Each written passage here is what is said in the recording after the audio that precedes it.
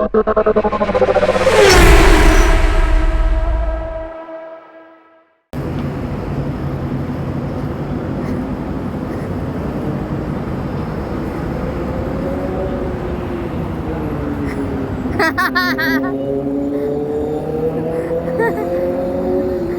left onto Ortigas Avenue, then turn left.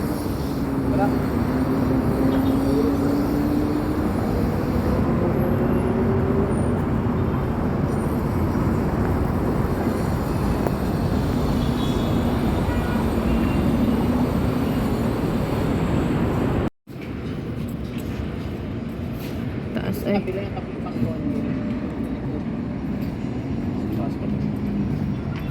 Dami mga barko doon, no? Ha? Saan barko? Dapat mga mga laruan. Manila Bay.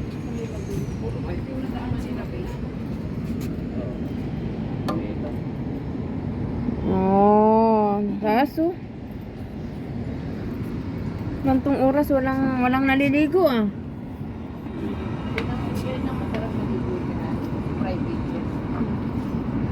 Ang guest nila may bayad. Mm. Days 100. Pag weekends 100. Mm. Pag may card ka, hindi kayo.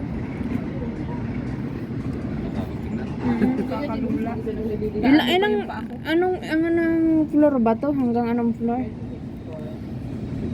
26 daw yun. Mas mataas yung mga yun. Kain para siguro.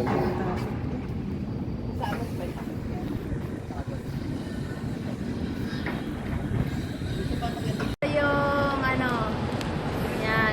Ito yung may-ari. Yan yung may-ari. Ayan. So, ito yung ano niya, condo. Ayan, laki ng condo niya. 2 mini swimming pool.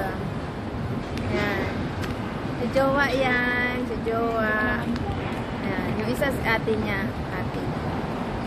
So, napakita ko sa inyo ngayon yung ano dito. Yung view. Ayan yung ano, mga building. Mga 2 mini swimming pools. Yan. Swimming pools. Yan. Ang dami ditong swimming pools. Ang daming swimming pools. Yan. So, ayan. Ganda. Yan. Swimming pools. Yan. Swimming pools. Daming swimming pools dito. Ayan. Puro swimming pool. 1, 2, 3, 4, 5. 5 swimming pools na dito sa Avida Tower 2. Yan. Avida ano. Kondo ng si Mars Michelle ko. So, nandito kami. Nakiupa muna ng 1 day. Yan, 1 day. So, ayan. Medyo madilim. Ganda dito, may ano siya. Magandang tanawin kasi matataas yung mga building. Oo, mataas yung building. Building. Ayan, mga building. Ganda ng background siguro building. Kita nyo yan? Ayan yung ano, Sis Mars ko. Sis Mars ko. Ayan siya. Sis Mars ko. Ayan siya. Siya yung ano, may-ari nitong ano, kundo na tinuluyan namin. So, may ano, may hagdan-hagdanan, ganyan. Design. Tapos may mga upuan. Then maraming upuan.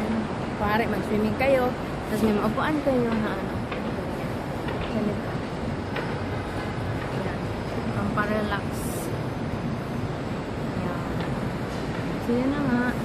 Ito yung higa ako ganyan. Pag magre-relax kayo. Ayan, nakatupis kayo. Ganyan po. Higa ka sa ganito. Ito yung second day vacation ko, November 29. Dito sa Pilipinas. Oo. Share na nag-enjoy kayo. sa pag-tour sa Avida Tower 2. Thanks, yun lang. Paalam.